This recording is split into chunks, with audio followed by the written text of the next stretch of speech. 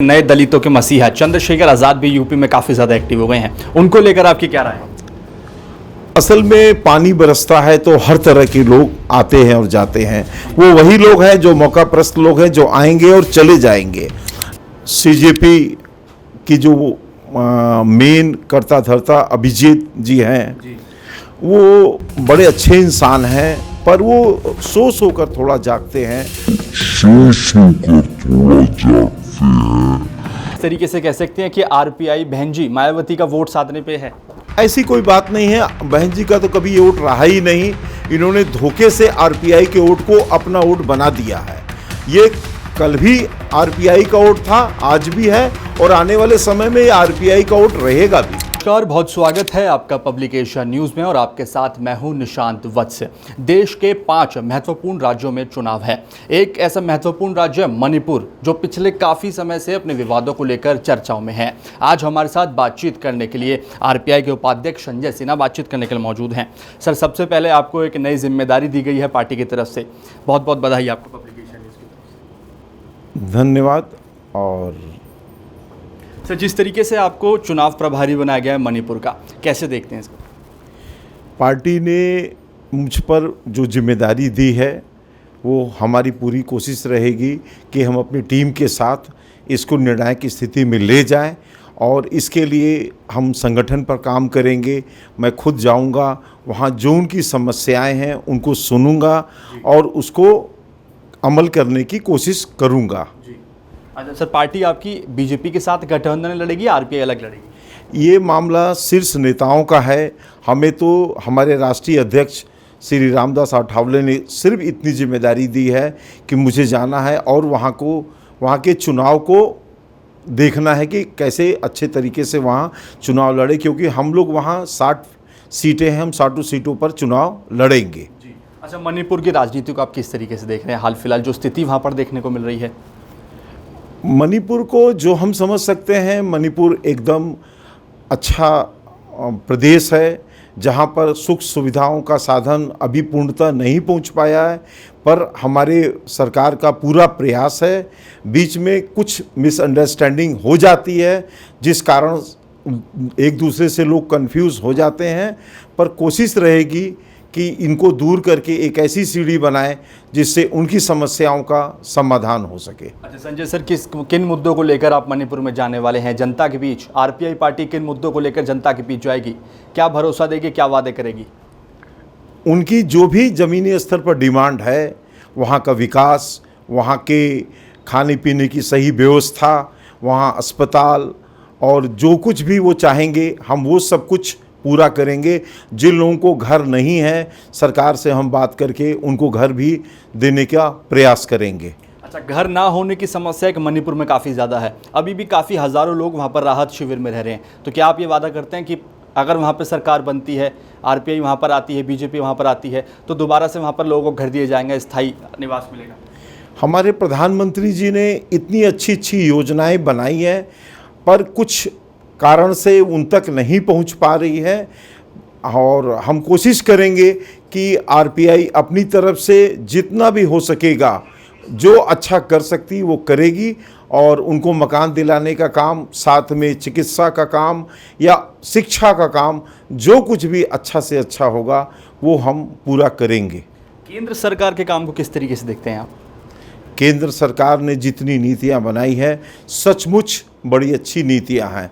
बस ये अलग बात है कि कुछ बीच के बिचौलिए हैं जो उसको सही रूप से पूरा नहीं होने दे रहे हैं, पर हमारी सरकार से यही गुजारिश रहेगी कि इनको हटाया जाए और सारी जो सरकार के बनाए हुए नियम हैं, तमाम योजनाएं हैं, उसको वहाँ पूरा कराया जाए। अच्छा संजय सिन्हा जी, एक बड़ा सवाल मेरा आपसे है जो काफ़ी हज़ारों लोग, लाखों लोग जानना भी चाहते हैं। संजय सिन्हा ने आरपीआई क्यों ज्वाइन करी? ऐसा क्या रामदास अठावले की नीतियां उन्हें पसंद आई, क्या कुछ है? मैं एक साधारण सा समाज सेवक हूँ, किसान का बेटा हूँ और मैंने ज़िंदगी में अपने बड़ी गरीबी देखी है, बड़ी मजबूरी देखी है और मैं ऐसे परिवार में जन्म लिया था जहाँ मेरे पिताजी हम 4 बच्चों को केवल पढ़ाते थे। आज मैं व्यापार के मुकाम पर या समाज सेवा करते करते इतना तजुर्बा में मैं देखा कि हमारे राष्ट्रीय अध्यक्ष जी की सोच बड़ी साफ है। वो गरीबों के, हमें तो यही कहेंगे, एक तरह से मसीहा हैं। उनकी जो नीतियां हैं, वो सेंट्रल मिनिस्टर हैं, फिर भी 24 घंटा उनका दरवाज़ा खुला रहता है। आज समाज का कोई भी तबका, कोई जाति पात की वो नहीं विश्वास करते हैं। कोई भी तबका उनसे मिलना चाहता है तो वो खुला दरबार है, वो जाता है और वो जो भी हो सकता है वो उनकी समस्या दूर करते हैं। इस चीज़ से मैं प्रभावित होकर आदरणीय अध्यक्ष जी के साथ मैं जुड़ा। अच्छा संजय जी, हम आपकी कुछ टाइम पहले सोशल मीडिया पे भी वीडियोस देख रहे थे। सीजेपी को लेकर आपने काफ़ी वीडियोस बनाई। कॉकरोच जनता पार्टी का जो दिल्ली में जंतर मंतर पर एक प्रोटेस्ट हुआ, उसको आप किस तरीके से देखते हैं? सीजेपी की जो मेन कर्ता धर्ता अभिजीत जी हैं, वो बड़े अच्छे इंसान हैं, पर वो सोच होकर थोड़ा जागते हैं। जैसे जब दिल्ली का मामला था तो पूरी उन्होंने ताकत लगा दी और ठीक है, उन्होंने अपनी बात रखी और आज युवाओं को अपनी बात रखना चाहिए। पर पता नहीं क्यों छत्तीसगढ़ वो नहीं पहुंच पा रहे हैं। वहाँ पर वो केवल आश्वासन फ़ोन पर दे रहे हैं। वहाँ के युवाओं को बड़ी उम्मीद है इनसे और हम तो आपके माध्यम से उनसे निवेदन यही करेंगे कि जितनी तेज़ी से उन्होंने यहाँ पर इस्तीफ़ा मांगा और वो किया, वो छत्तीसगढ़ में भी जाएं और वहाँ भी छात्रों को न्याय दिलाएं। सर वो इसलिए क्या वहाँ इंडिया ब्लॉक की सरकार है इसलिए? इस विषय में मैं नहीं कुछ कह सकता क्योंकि हमारा युवा अच्छा सोचता है और अभिजीत जी का ये कदम हमारे युवाओं को दर्शाएगा कि उनकी सोच क्या है, वो किस तरफ से युवाओं को देख रहे हों या युवाओं को, क्योंकि युवा काफ़ी समझदार है ना। एक अभिजीत ही केवल हिंदुस्तान का युवा नहीं है, हर घर में अलग अलग युवा हैं और आज का युवा, उसको आप ज़्यादा दिन तक बेवकूफ़ नहीं बना सकते।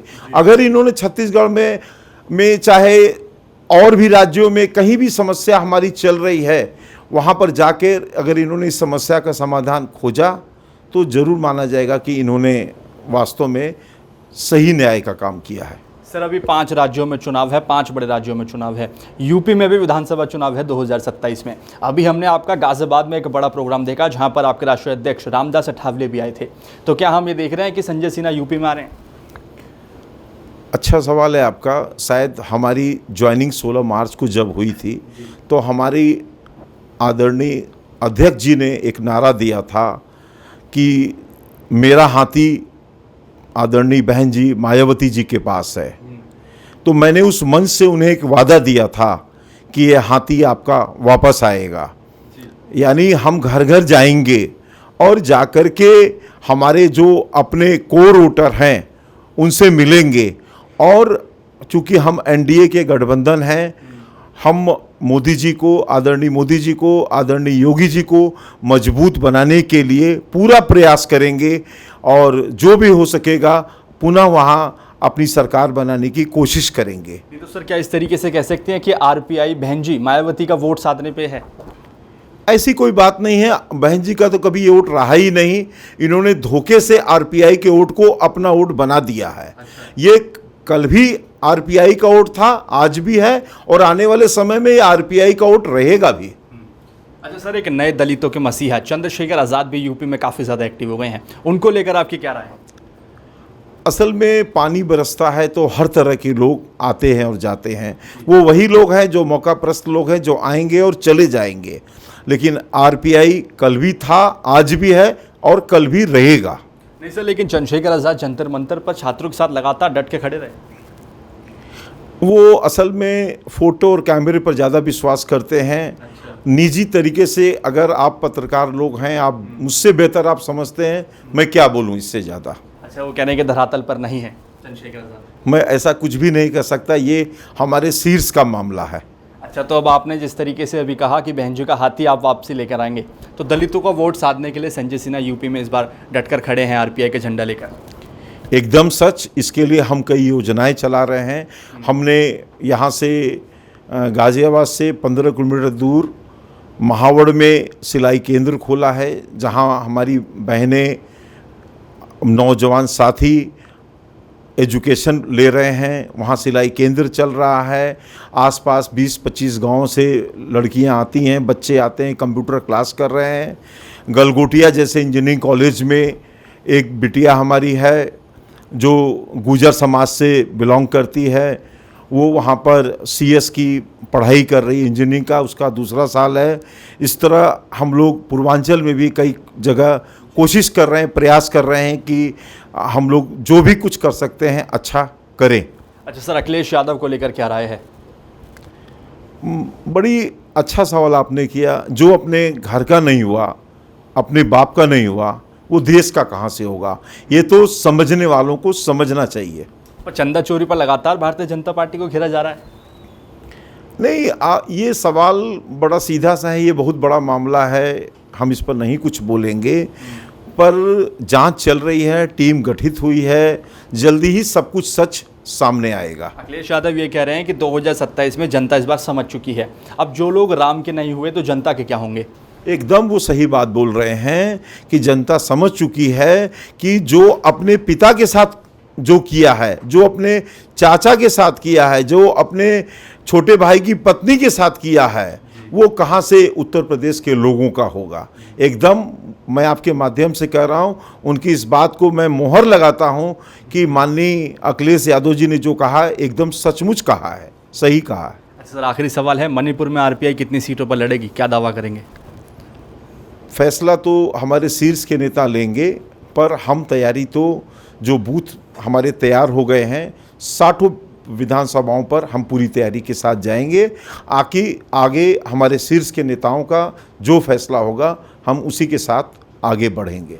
बहुत धन्यवाद। तो सुना आपने, ये थे हमारे साथ RPI के राष्ट्रीय उपाध्यक्ष संजय सिन्हा जी, जिन्होंने हमारे सभी सवालों के बेबाकी से जवाब दिए, चाहे वो मणिपुर में हिंसा के मुद्दे हों और चाहे उत्तर प्रदेश में विधानसभा चुनाव को लेकर।